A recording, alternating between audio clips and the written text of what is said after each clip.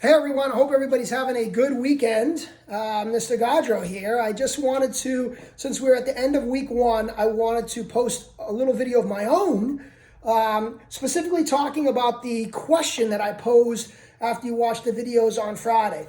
You did a great job last week from what I could see, and at the end of the week, we started talking about how you would graph an equation like this that's in slope-intercept form. So I asked all of you to put up some responses on Friday. And so I figured it's only fair if I post my response. And instead of writing it out in words, I felt like, let me actually show them on a video what my response would be. So we should know from what we've talked about in class before we left, and then what we were working on online last week, that when you have the equation like this, your starting amount, your y-intercept, is always the number that's being added or subtracted onto the x, right? So this is our y-intercept. And our slope is the number that's in front of the x, that's with the x, it's being multiplied by the x. So these are the two things that are going to help us graph this line, okay? So the first thing we got to do is we got to take the y-intercept and we got to put it on the graph. So since the y-intercept is 3, I'm going to start up at 3. So from the origin, 1, 2, 3, and you're going to put a dot right there.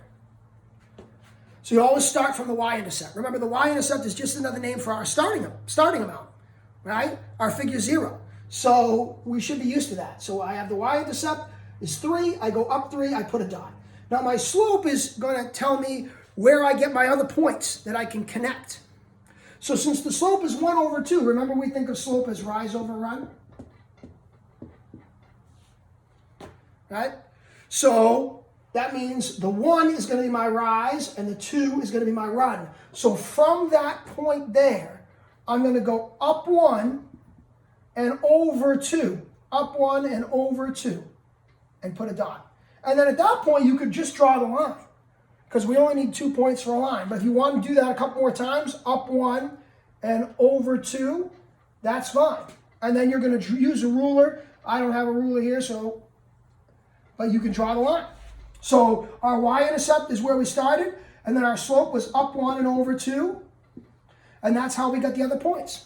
So you always start at the y-intercept, and then you always use the slope, rise over run, to get the other points. It's pretty much that easy.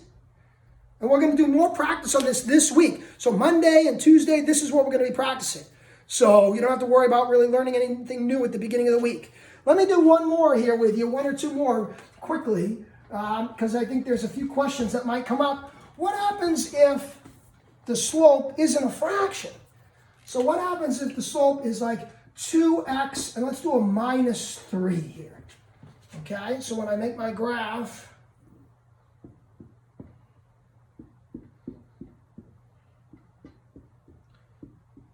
now, what do I do here? It's the same idea. But when I go to my y-intercept, that minus goes with the 3. Remember what we've talked about in class, a number always owns the sign in front of it. So the y-intercept is minus 3. And that's where I start. So from the origin here, I'm going to go down 3 and put my dot to start. So I mentioned you always start at the y-intercept, and that's what I do here. But the last problem, since it was plus 3, I started up at plus 3. Here, since it's minus 3, I'm going to start 1, 2, 3 at negative 3 on the y-axis, the y-intercept. Now, what do I do? Because the slope is a whole number, it's not a fraction. So what I do is, anytime you have a whole number, you can always think of it as over 1, right? Because anything divided by 1 is just itself.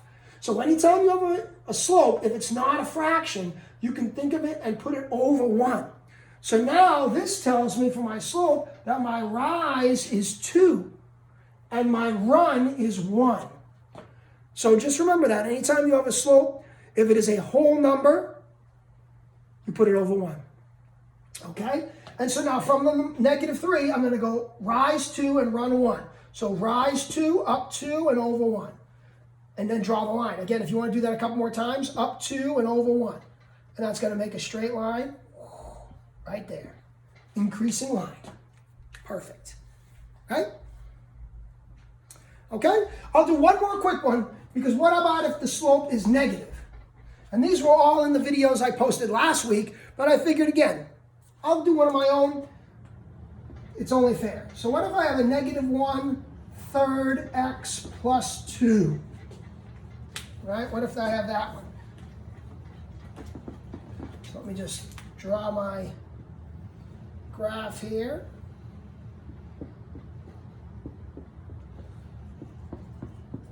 So you start at your y-intercept. So your y-intercept is 2, right?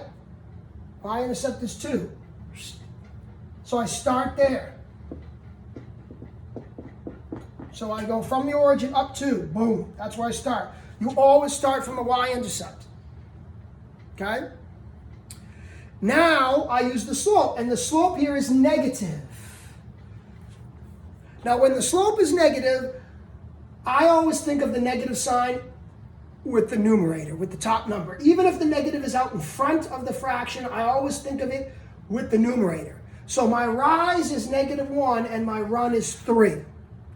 So from this point here of 2, I'm going to go down 1, because it's negative, so down 1, but then I'm still going to go right 3. Because both numbers are not negative, only one of them is negative. So I'm going to put the negative in the top. Down 1 and right 3. Down 1 and right 3, which will be just off the board a little there. And then there's your line. And notice the line is decreasing from left to right, which makes sense because it's a negative slope. Right? And we know that negative slopes, the line has got to go down from left to right. Okay? So this is my response to the question on Friday. Some of you, most of you, had great responses to the question on Friday. If your response was a little different than this, and maybe now you can make a little bit of adjustment as we do some practice on this Monday and Tuesday and continue on with this.